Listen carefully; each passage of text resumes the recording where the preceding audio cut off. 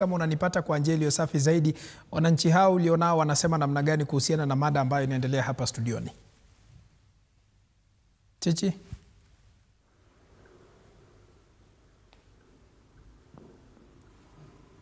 Chichi?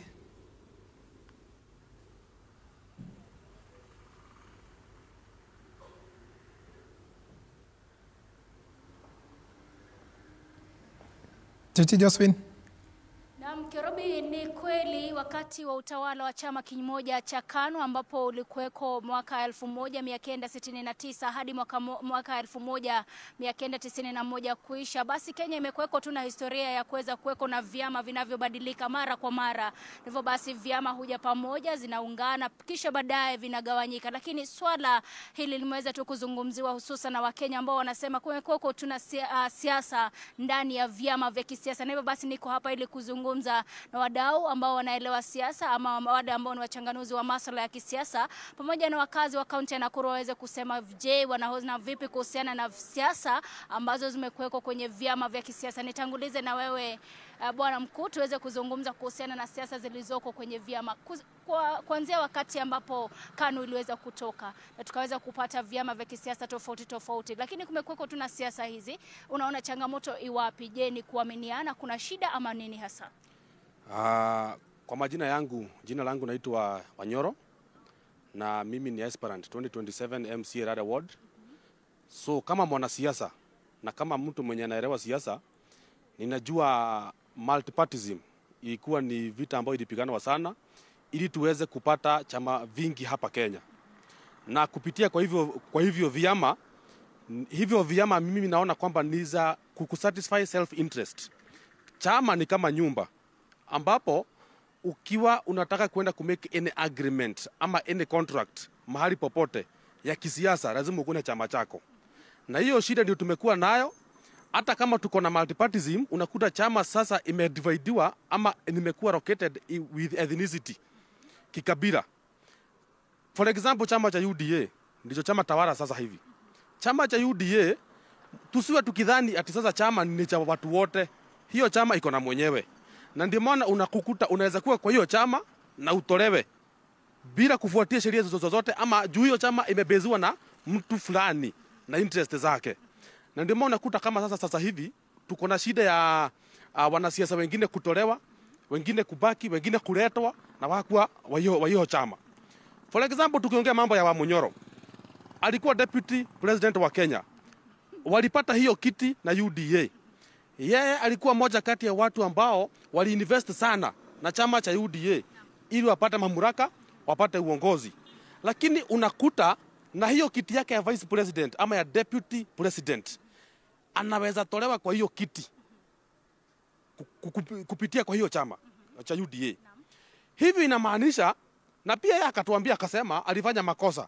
Kuna haja ya kuweko na chama kimoja ama tukue na vyama vingi kulingana na wewe, labda kwa sekunde za kuhesabu? Mimi naonelea vyama vingi ni vizuri kukua nazo, sababu kama Wamunyoro angekuwa na chama chake pale, wangeandikiana contract na kupitia hiyo mkataba wao ingekuwa ni ngumu sana yeye kutolewa wapi pale. Na ndio maana yeye mwenyewe pia akaona aliingia pale na makosa, kwa sababu hakuingia na chama, aliingia kwa chama cha mtu mwingine. Sasa huyo mtu sio doani yake.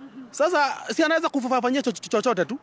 Yes. Shukrani sana BS. Mtanaelewa wewe ni mchanganuzi wa masuala ya kisiasa. Nieleze haja kubwa ya kuweza kuingia kwenye chama ni ipi, na labda wewe unaunga mkono tuwe na vyama vingi ama chama kimoja labda? Asante sana Chichi, majina ni Assumpta Wagoi wa Muiruri. Mimi ni kiongozi katika kaunti hii yetu ya Nakuru. Mimi ningesema ya kwamba maneno ya vyama. Unajua Kenya tulitawaliwa na chama kimoja na tulipitia makali mno. Ndiposa watu wakafa wakipigania demokrasia na vyama vingi. Kwa hivyo hatuwezi kujirudisha kwa chama kimoja, na ndio mahali tumewekwa na chama cha UDA. Kwa sababu inatawala na ilikuja vyama vingine ikaingiza katika chama cha UDA.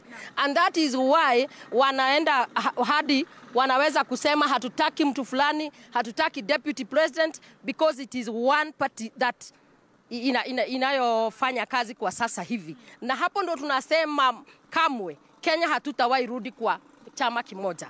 Niseme hivi, vyama, mimi ningesema kuna ofisi tawala ambayo inaangazia masuala ya vyama vya kisiasa. Mimi ningesema sheria ziwekwe kali ili watu wakiingia katika chama, wakikuja na muungano wa vyama na wameunda serikali, kuna yale masuala yanafaa kuzingatiwa. Sio mtu akiamuka asubuhi anasema impeach Chichi. Mtu akiamuka asubuhi anasema impeach Assumpta. Mtu akiamuka asubuhi anasema impeach Rigathi. Kuwe wanalindwa. Kuwe kuna sheria kali katika hiyo ofisi ya vyama, the ORPP, ili iweze kulinda. Tusifike mahali tumefika. Otherwise, vyama ni mzuri. Lakini shida ni vile vyama vinatekeleza mambo. Na vile vyama pia vinatumika kuuza certificates. Tuna breed bad governance. Shukrani sana Bi Assumpta. Niweze kuzungumza na Bwana Ngatia. Labda wewe kauli yako kuhusiana na swala zima la siasa ndani ya vyama ni ipi labda? Asante sana Chichi kwa wakati huu, na mimi mawazo yangu ni tofauti sana na wenzangu. Kusema kweli, wakati ulipofika wa kutafuta vyama vingi, shida kuu ilikuwa ni Rais Moi wakati ule. Na viongozi wengi ambao walikuwa wamejaribu kupigana sana na uongozi wa rais, waliona vyema wapate vyama vyao, kama vile Rais Moi alikuwa na chama chake cha KANU.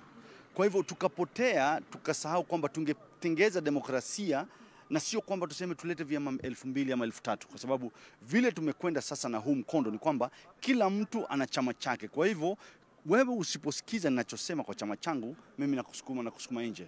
Kwa hivyo hivi vyama havitatatua shida yetu. Tunaona Kenya Kwanza vile ilivyo sasa imekuwa ni chama ya rais. Kwa hivyo wewe kama humsikizi rais, anakurusha nje.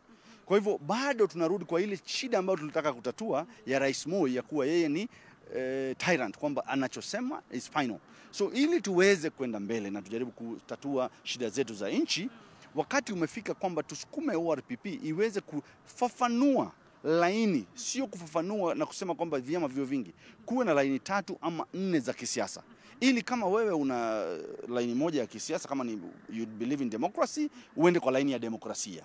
Kama wewe unahitaji mambo ya many other ways, I don't know, there is democracy, there is like what we have in America. We have democratic side and we have the Republican. So it is aligned, not necessarily a party, such that if you have agree in those ideologies, unajikuta pande ile ili uweze nchi iweze kusonga mbele.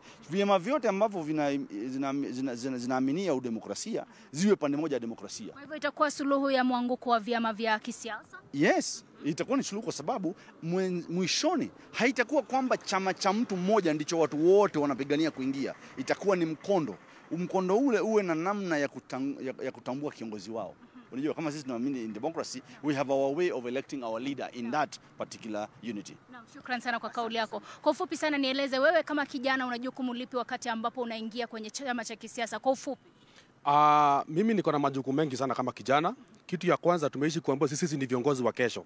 Na mimi nasema sisi ni viongozi wa leo. Hii kesho haijaifika. So sisi ni wa leo sasa.